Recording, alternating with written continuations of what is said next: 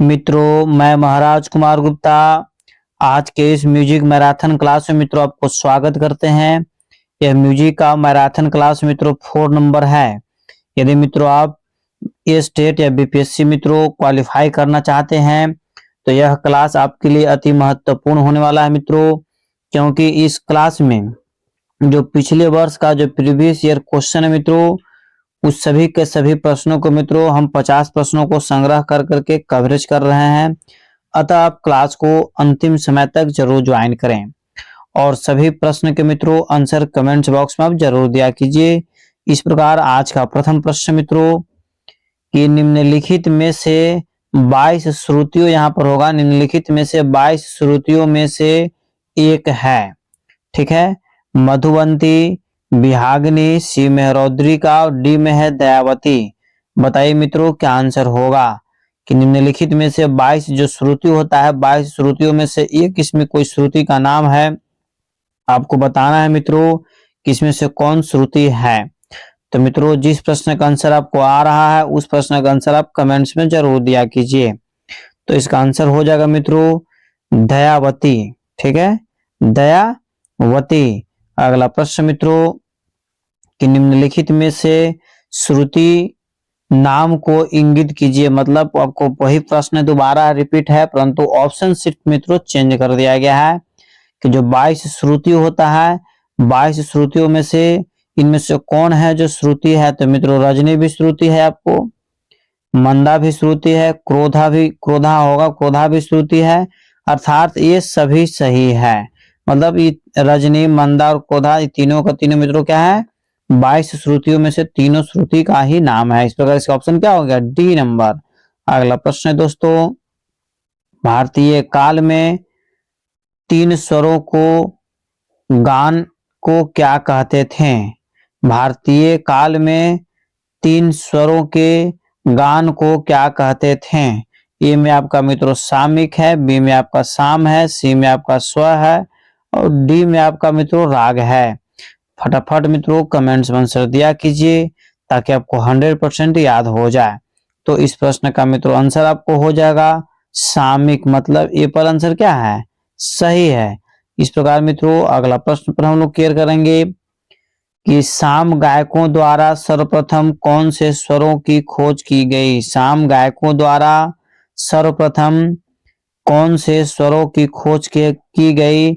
मित्रों ए में आपका ऑप्शन है ग रे सा, बी में है सा रे ग और सी में आपका मित्रों म प थ और डी में मित्रों आपका ऑप्शन है ग म थ। बताइए क्या आंसर होगा।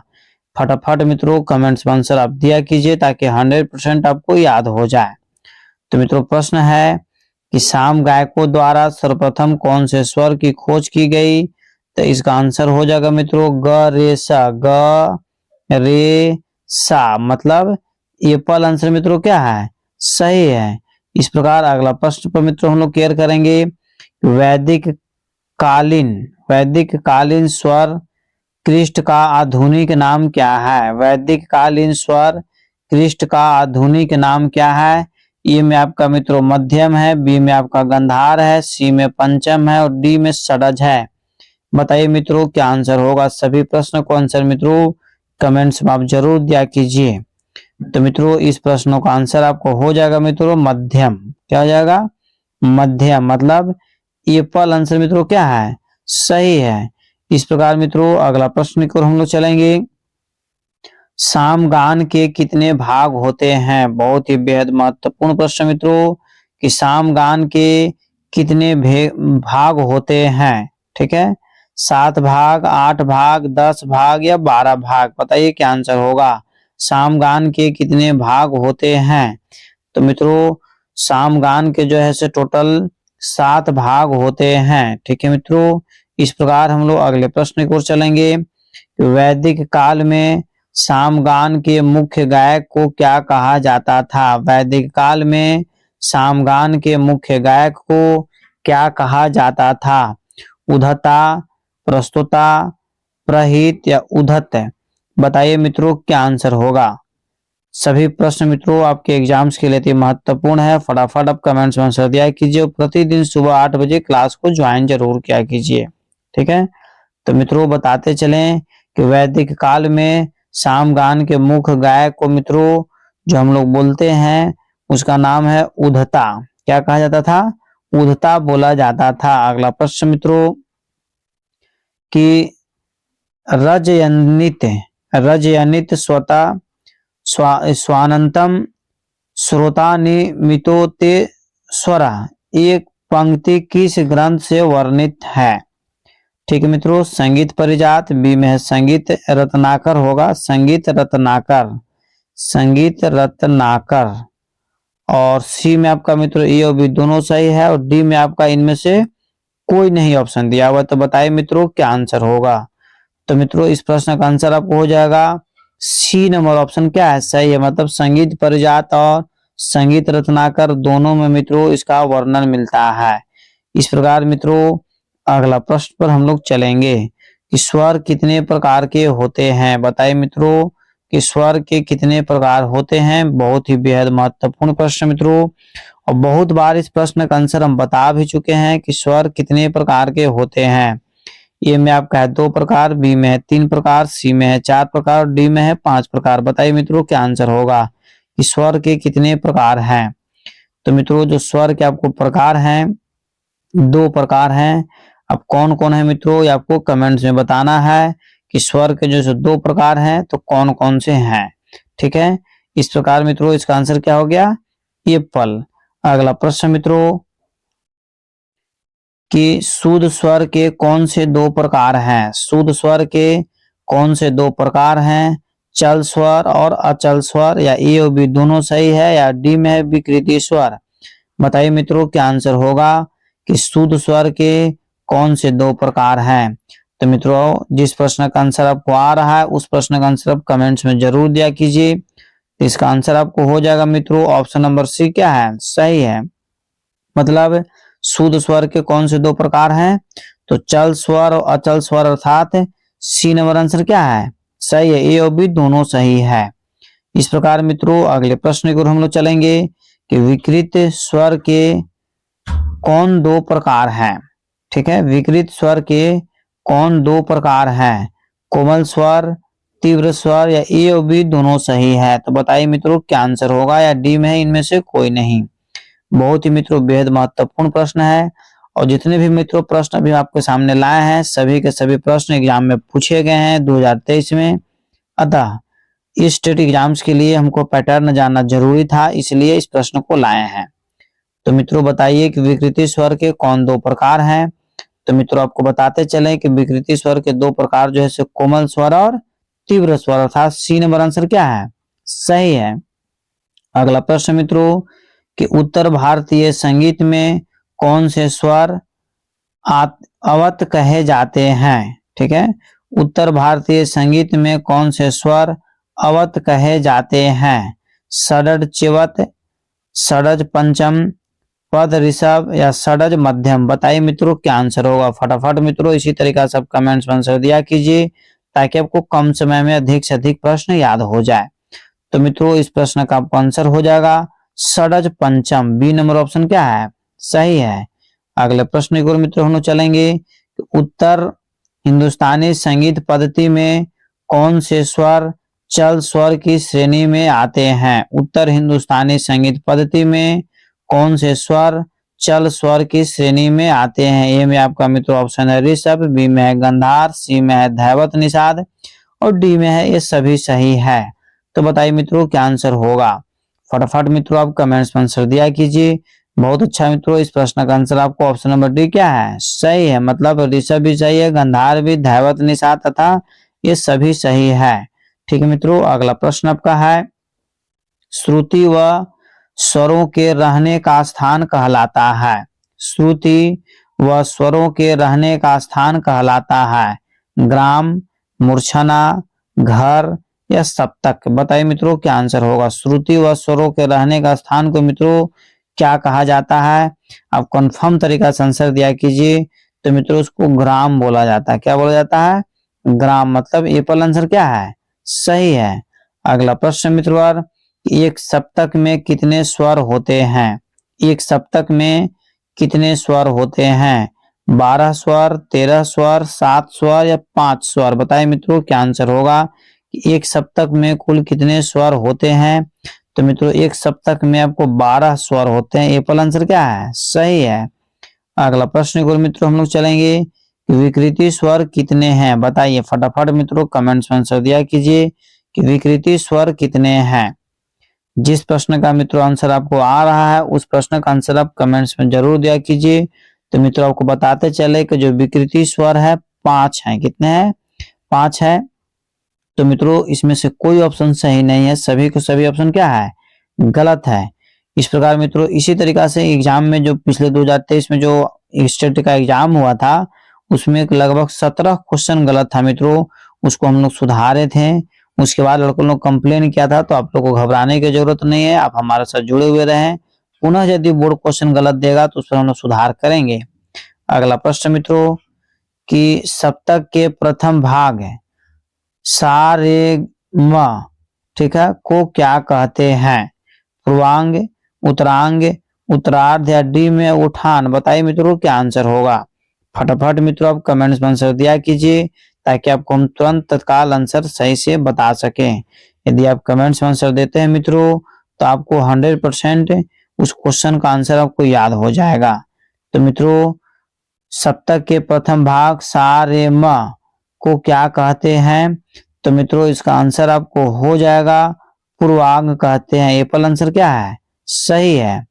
अगले प्रश्न को मित्रों हम लोग चलेंगे कि पाश्चात्य संगीत में कितने स्वर अंतर माने जाते हैं? पाश्चात्य संगीत में कितने स्वर अंतर माने जाते हैं? तो semitone, major tone, minor tone या ये सभी सही है? तो बताइए मित्रों और क्या आंसर होगा। तो मित्रों इस प्रश्न का आंसर आप कमेंट्स में जैसे दे रहे हैं उसे सभी प्रश्न का आंसर आप लोग दिया कीजिए ताकि 100% याद हो जाए। तो मित्रों इसका आंसर आपको हो जाएगा ये सभी सही है। ऑप्शन नंबर डी क्या है? सही है। अगला प्रश्न को मित्रों हम लोग चलेंगे कि पाश्चात्य संगीत का शुद्ध स्वर सप्तक किस राग के समान है? पाश्चात्य संगीत का शुद्ध स्वर सप्तक किस राग के समान है? काफी राग, बिलावल राग, शुद्ध सारंग या फिर भीम पलासी राग? बताइए मित्रों और क्या आंसर होगा। तो मित्रों बहुत अच्छा इसी तरीका से आप लोग कमेंट्स में आंसर दिया कीजिए। इस प्रश्न का मित्रों आंसर आपको हो जाएगा ऑप्शन नंबर बी, मतलब बिलावल। क्या हो जाएगा? बिलावल। एक चीज मित्रों आपको जरूर बोलेंगे कि यदि जीवन में सफल होना चाहते हैं मित्रों तो प्रतिदिन एक छोटा सा टारगेट ही फिक्स कीजिए और उस टारगेट को पूरा करने में पूरा दिन लगा दीजिए। आगे आने वाला समय आपका ऑटोमेटिक सही हो जाएगा। तो मित्रों प्रश्न है कि पाश्चात्य संगीत में शुद्ध स्वर सप्तक को क्या कहते हैं? पाश्चात्य संगीत में शुद्ध स्वर सप्तक को क्या कहते हैं? ई मोजर, ठीक है, सी मोजर, डी, फिर आप सी में मित्रों आपका ऑप्शन है डू रे मेजर और एफ मोजर। बताइए मित्रों क्या आंसर होगा। फटाफट मित्रों कमेंट्स में आंसर आप दिया कीजिए ताकि आपको 100% सभी प्रश्नों का आंसर आपको याद हो जाए। तो इस प्रश्न का आंसर मित्रों आपको हो जाएगा ई मोजर। एप्पल आंसर क्या है? सही है। इस प्रकार मित्रों अब हम लोग अगले प्रश्न की ओर चलेंगे कि लोचन द्वारा रचित ग्रंथ का नाम क्या है? ठीक है, लोचन द्वारा रचित ग्रंथ का क्या नाम है? तो मित्रों ए में आपका राग तरंगिणी, बी में आपका मित्रों है रागत्य विबोध और सी में मित्रों राग माता और डी में है सहांग चंद्रोदय। तो बताइए मित्रों क्या आंसर होगा। लोचन द्वारा रचित ग्रंथ का नाम क्या है? तो राग तरंगिणी। ठीक है, एप्पल आंसर मित्रों क्या है? सही है। इस प्रकार मित्रों हम लोग अगले प्रश्न की ओर चलेंगे कि संगीत रत्नाकर ग्रंथ किस शताब्दी में लिखा गया है? रत्नाकर होगा रतनाकर। ठीक है, संगीत रत्नाकर ग्रंथ किस शताब्दी में लिखा गया है मित्रों? 9वीं शताब्दी में, 11वीं शताब्दी में, 13वीं शताब्दी में या 15वीं शताब्दी में? बताइए मित्रों क्या आंसर होगा कि संगीत रत्नाकर किस शताब्दी में मित्रों लिखा गया है। तो आपको बताते चले कि संगीत रत्नाकर जो ग्रंथ है मित्रों उसको 11वीं शताब्दी में लिखा गया था। ठीक है, इस प्रकार हम लोग अगले प्रश्न की ओर चलेंगे कि ध्रुपद के साथ कौन सा तत्व प्रयुक्त किया जाता है? ध्रुपद के साथ कौन सा ताल होगा, कौन सा ताल प्रयुक्त किया जाता है? तो मित्रों ए में आपका 1 ताल है, बी में आपका 3 ताल है, सी में आपका 4 ताल है और डी में है मित्रों पंचम सवारी। बताइए क्या आंसर होगा कि ध्रुपद के साथ कौन सा ताल प्रयोग किया जाता है? तो मित्रों इसका आंसर आपको हो जाएगा 4 ताल। ऑप्शन नंबर सी क्या है, सही है। अगले प्रश्न को मित्रों हम लोग चलेंगे कि किस ताल में खाली पर सम है। ठीक है, किस ताल में खाली सम पर है मित्रों? तो ए में आपका है मार, बी में है तोरा, सी में है रूपक और डी में है एक ताल। बताइए मित्रों क्या आंसर होगा? तो मित्रों किस ताल में खाली सम पर है? तो इसका हो जाएगा रूपक ताल में, मतलब ऑप्शन नंबर सी क्या है, सही है। इस प्रकार मित्रों हम लोग अगले प्रश्न को चलेंगे कि खंड जाति में कितनी मात्राएं होती है? खंड जाति में कितनी मात्राएं होती है? 3 मात्रा, बी में है 5 मात्रा, सी में है 7 मात्रा और डी में है 9 मात्रा। बताइए मित्रों क्या आंसर होगा कि खंड जाति में कितनी मात्राएं होती है? तो मित्रों इस प्रश्न का आंसर आपको हो जाएगा 5 मात्रा होती है। कितनी मात्रा होती है? 5 मात्रा होती है, मतलब ऑप्शन नंबर बी सही है। अगला प्रश्न मित्रों सेमीहीन का अंतराल है। ठीक है, हालांकि बहुत मिसप्रिंट क्वेश्चन देखिए दिया हुआ, सेमीटोन होना चाहिए, सेमीटोन। ठीक है, सेमीटोन का अंतराल है तो मित्रों 9:10 का कि 8:9 का कि 15:16 का या 10:15 का। तो बताइए मित्रों क्या आंसर होगा कि सेमीटोन का अंतराल है। तो मित्रों जो सेमीटोन का जो मित्रों अंतराल होता है 15 से 16 का होता है। ठीक है, इस प्रकार मित्रों हम लोग अगले प्रश्न की ओर चलेंगे कि पाश्चात्य संगीत में औड़ो जाति के सप्तक का क्या नाम है? पाश्चात्य संगीत में औड़ो जाति के सप्तक का क्या नाम है? तो मित्रों ए में आपका ऑप्शन है कि हेप्टाटोनिक स्केल, बी में है टेक्स्टाटोनिक स्केल और सी में है नेचुरल स्केल और डी में है पेंटाटोनिक स्केल। बताइए मित्रों क्या आंसर होगा? फटाफट मित्रों आप कमेंट्स में आंसर दिया कीजिए ताकि सभी प्रश्न आपके एग्जाम्स के लिए महत्वपूर्ण मित्रों हम लोग लाए हैं आपको ये स्टेट का प्रीवियस ईयर 2023 का मित्रों सभी के सभी प्रश्न इसमें हैं। तो इसका मित्रों आंसर आपको हो जाएगा डी नंबर, मतलब पेंटाटोनिक स्केल। ठीक है, पाश्चात्य संगीत में औड़ो जाति के सप्तक का क्या नाम है? तो पेंटाटोनिक स्केल। अगला प्रश्न मित्रों कि बितास खानी टीडी का समप्राकृतिक राग कौन सा है? बितास खानी टीडी का समप्राकृतिक राग कौन सा है? ये में आपका मित्रों ऑप्शन है गुजेरी तोड़ी, बी में है भोपाल तोड़ी और सी में मित्रों ओनली फॉर तोड़ी और डी में है जौनपुरी। बताइए मित्रों क्या आंसर होगा? ठीक है, सभी प्रश्न मित्रों आपको प्रीवियस ईयर का है इसलिए आपको जानना अति आवश्यक है कि बितास खानी टीडी का समप्राकृतिक राग कौन सा है? तो मित्रों इस प्रश्न का आंसर आपको सीधा सीधी हो जाएगा ओनली फॉर तोड़ी, मतलब ऑप्शन नंबर सी क्या है, सही है। अगला प्रश्न मित्रों कि निम्नलिखित में से कौन सा एक संगीत का मुख्य अंग है? निम्नलिखित में से कौन सा एक संगीत का मुख्य अंग है? तो मित्रों संगीत में गायन भी कंपलसरी है, वादन भी कंपलसरी है, नृत्य भी कंपलसरी है, अर्थात मित्रों आंसर हो जाएगा ये सभी सही है। ऑप्शन नंबर डी क्या है, सही है।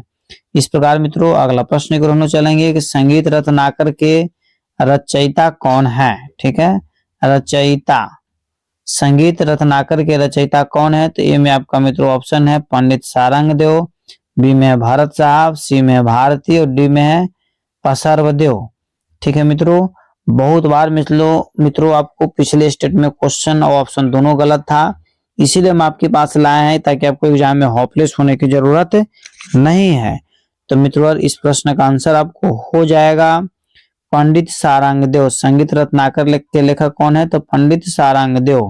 अगला प्रश्न मित्रों, पश्चिमी देशों में संगीत के अंतर्गत कौन कौन सी विधाएं आती है? पश्चिमी देशों में संगीत के अंतर्गत कौन कौन सी विधाएं आती है? ए में आपका मित्रों ऑप्शन है गायन, बी में है वादन, सी में है नृत्य और डी में है गायन तथा वादन दोनों सही है। बताइए मित्रों क्या आंसर होगा कि पश्चिमी देशों में संगीत के अंतर्गत कौन कौन सी विद्याएं आती है।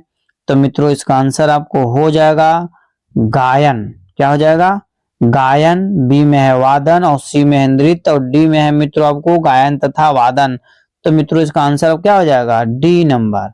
गायन तथा वादन दोनों आते हैं पश्चिमी देशों के संगीत के अंतर्गत। मित्रों अगला प्रश्न आपका है कि भारतीय संगीत में कितने प्रकार की संगीत पद्धतियां प्रचलित है? बहुत ही बेहद महत्वपूर्ण प्रश्न मित्रों कि भारतीय संगीत में कितने प्रकार की संगीत पद्धतियां प्रचलित हैं? तो ए में आपका मित्रों ऑप्शन है 2, बी में आपका ऑप्शन है 3, सी में आपका ऑप्शन है 5 और डी में है 7 है। बताइए मित्रों क्या आंसर होगा कि भारतीय संगीत में कितने प्रकार की संगीत पद्धतियां प्रचलित हैं? तो मित्रों इसका आंसर आपको हो जाएगा 2 प्रकार की संगीत पद्धतियां प्रचलित है। मित्रों दोनों का नाम आपको बताते चलते हैं कि दक्षिणी संगीत पद्धति और हिंदुस्तानी संगीत पद्धति, जिसको उत्तरी संगीत पद्धति के नाम से भी जाना जाता है। इस प्रकार मित्रों अगला प्रश्न को हम लोग चलेंगे कि कर्नाटक संगीत पद्धति को दूसरे किस नाम से जाना जाता है? ठीक है, कर्नाटक संगीत पद्धति को दूसरे किस नाम से जाना जाता है? तो ए में आपका मित्रों ऑप्शन है दक्षिणी संगीत पद्धति, बी में आपका उत्तरी संगीत पद्धति, डी में आपका हिंदुस्तानी संगीत पद्धति और सी में और डी में मित्रों आपका ऑप्शन है भारतीय संगीत पद्धति। तो मित्रों ए बी सी यही तीन में से कोई एक आंसर सही है। तो मित्रों आपको बताते चले कि उत्तरी संगीत पद्धति को ही हिंदुस्तानी संगीत पद्धति के नाम से जाना जाता है, भारतीय संगीत पद्धति तो कोई है नहीं। इस प्रकार मित्रों इसका आंसर क्या बच गया? दक्षिणी संगीत पद्धति। डायरेक्ट वे में आंसर आपको छट गया। इसका आंसर मित्रों क्या हो जाएगा? एप्पल। तो मित्रों अगला प्रश्न है कि भाव संगीत की मुख्यतः कितने भागों में विभाजित किया गया है? भाव संगीत की मुख्यतः कितने भागों में विभाजित किया गया है? तो मित्रों फटाफट आप कमेंट्स में आंसर दिया कीजिए। ए में आपका मित्रों ऑप्शन है 3 भाग, बी में है 4 भाग, सी में है 5 भाग और डी में है 6 भाग। बताइए मित्रों क्या आंसर होगा कि भाव संगीत की मुख्यतः कितने भागों में विभाजित किया गया है? तो मित्रों इस प्रश्न का आंसर आपको हो जाएगा 3 भागों में विभाजित किया गया। एप्पल आंसर क्या है? सही है। अगला प्रश्न मित्रों कि सबसे प्राचीन संगीत सामग्री किस वेद में मिलती है? मित्रों यदि आप बीपीएससी क्वालिफाई करना चाहते हैं, स्टेट क्वालिफाई करना चाहते हैं, इस प्रश्न का आंसर आपको याद होना अति आवश्यक है कि सबसे प्राचीन संगीत सामग्री किस वेद में मिलती है? तो मित्रों ए में है ऋग्वेद, बी में है सामवेद, सी में है यजुर्वेद और डी में है अथर्ववेद। तो मित्रों इस प्रश्न का आंसर जो आपको हो जाएगा सामवेद हो जाएगा। क्या हो जाएगा? सामवेद। सामवेद कहने का मतलब मित्रों कि ऑप्शन नंबर बी क्या है? सही है। इस प्रकार मित्रों अगला प्रश्न को हम लोग चलेंगे कि नाद के कितने भेद बताए गए हैं? नाद के कितने भेद बताए गए हैं? ए में आपका मित्रों है 1, बी में है 4, सी में है 3 और डी में है 2, आहत नाद और अनाहत नाद। क्लियर कर दिया था अफसाने में। सिर्फ हम लोग को कंफ्यूज होने की जरूरत नहीं है मित्रों। कंफ्यूज हो जाने के कारण ही मित्रों हम लोग को एग्जाम में परेशानी झेलना पड़ता है। इस प्रकार मित्रों नाद के कितने भेद हैं? तो 2 भेद हैं। कौन कौन है? पहला आहत नाद, दूसरा का अनाहत नाद। ठीक है मित्रों, इस प्रकार हम लोग अगले प्रश्न की ओर चलेंगे। अगला प्रश्न मित्रों कि श्लोक एक प्रकार का है कि स नाद स्व तो के द्वार मन एक प्रकार श्लोक है मित्रों। श्लोक आपको पढ़ लेना। आहत नाद के अंतर्गत स्पष्टीकरण के लिए यह श्लोक है। ठीक है, किस ग्रंथ में वर्णित है? तो ए में आपका मित्रों ऑप्शन है संगीत रत्नाकर, बी में है अनूप संगीत विलास, सी में है संगीत दर्पण और डी में है मित्रों आपको नाट्य शास्त्र। बताइए क्या आंसर होगा? फटाफट मित्रों आप कमेंट्स में आंसर दिया कीजिए। तो मित्रों इस प्रश्न का आंसर जो आपको हो जाएगा संगीत दर्पण। क्या हो जाएगा? संगीत दर्पण। ऑप्शन नंबर सी क्या है? सही है। इस प्रकार मित्रों हम लोग अगले प्रश्न की ओर चलेंगे। अगला प्रश्न मित्रों संगीत का संबंध किससे है? बताइए संगीत का संबंध किससे है? आहत नाद से, अनाहत नाद से, विकृति नाद से या सुसंकृति नाद से? तो मित्रों इसमें 2 ही नाद है, ये आहत नाद या अनाहत नाद। इस दोनों तरह से फालतू ऑप्शन दे दिया है। तो बताइए क्या आंसर होगा कि संगीत का संबंध मित्रों किस नाद से है या किससे है? तो आहत नाद से। किससे है? आहत नाद से। तो अगला प्रश्न को मित्रों हम लोग चलेंगे कि नकारे प्राण नमानम प्राणिग्री संयोगतेन नादोड नादोड धीमेते। नाद के वर्णन के लिए प्रयुक्त पंक्तियां निम्न में से किस ग्रंथ में वर्णित है। मित्रों, यह प्रकार का संगीत के ग्रंथ जितने भी है उसमें से एक श्लोक है।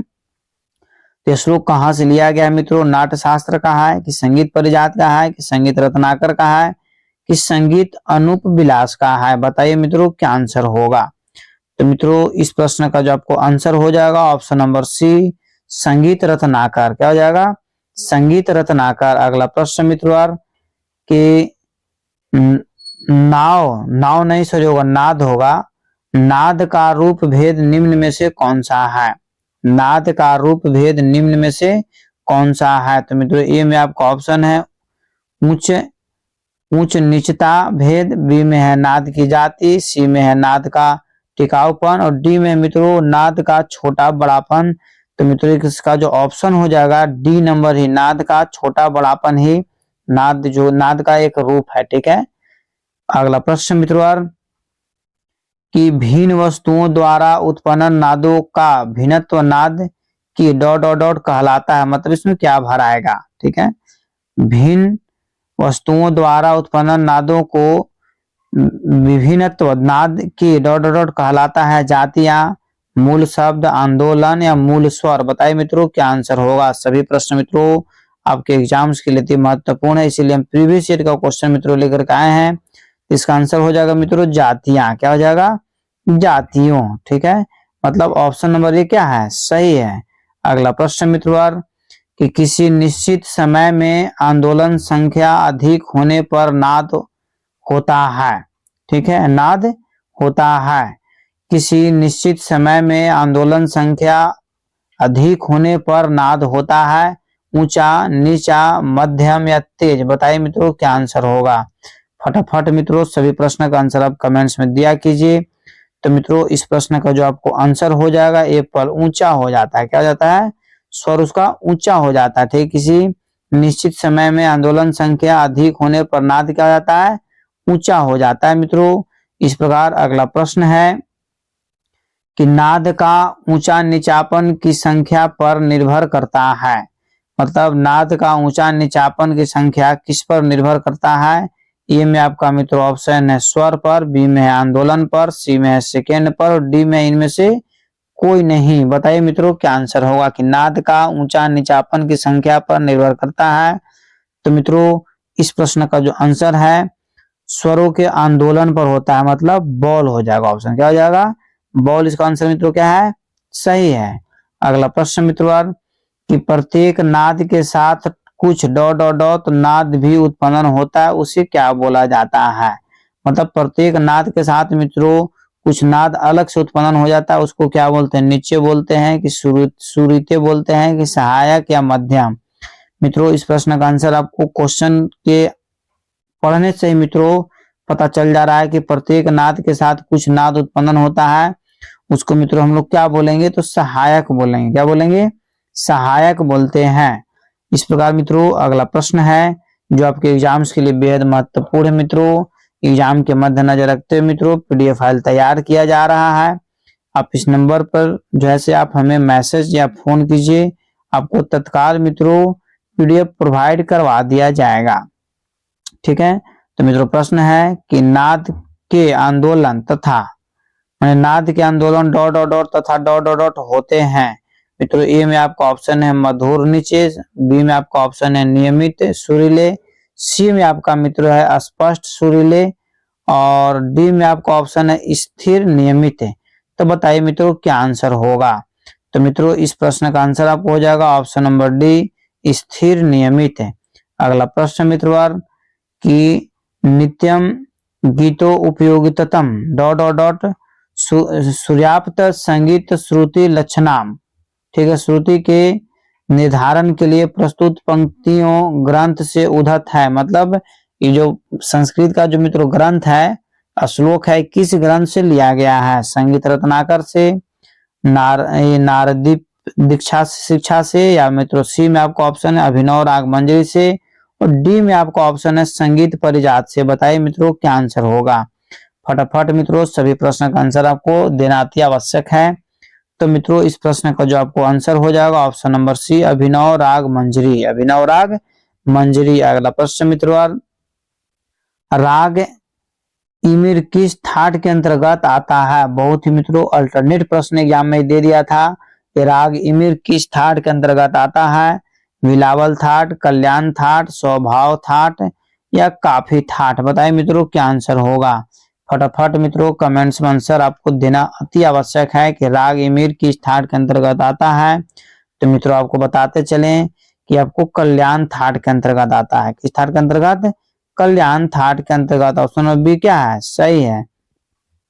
अगला प्रश्न मित्रों कि 10 विधि राग वर्गीकरण का उल्लेख मिलता है। 10 विधि राग वर्गीकरण का उल्लेख मिलता है। तो मित्रों ए में आपका ऑप्शन है नाट्य शास्त्र, बी में है संगीत मर्कंद, सी में है विदेशी और डी में है संगीत रत्नाकर।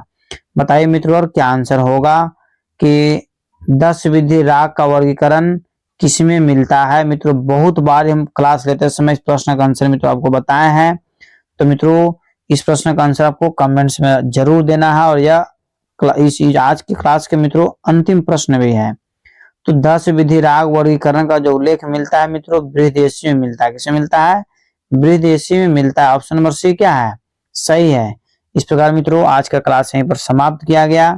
यदि मित्रों आप ये स्टेट बीपीएससी का मित्रों यदि आप नोट कॉपी चाहते हैं या मित्रों पीडीएफ चाहते हैं तो दिए हुए व्हाट्सएप नंबर पर मित्रों आप तत्काल हमें सूचना दीजिए। आपको तत्काल पीडीएफ मित्रों प्रोवाइड करवा दिया जाएगा ताकि आपका एग्जाम 100% निकल जाए। मित्रों सभी के सभी प्रश्न बहुत ही महत्वपूर्ण प्रश्न सिलेक्ट किए गए हैं। यदि मित्रों इस चैनल पर पहली बार विजिट कर रहे हैं तो चैनल को जरूर सब्सक्राइब कर लीजिए मित्रों और लाइक भी मित्रों जरूर किया कीजिए और अपने दोस्तों में जरूर शेयर किया कीजिए मित्रों। और सभी प्रश्नों का आंसर आप कमेंट्स में दिए, इसके लिए दिल से आपको धन्यवाद मित्रों।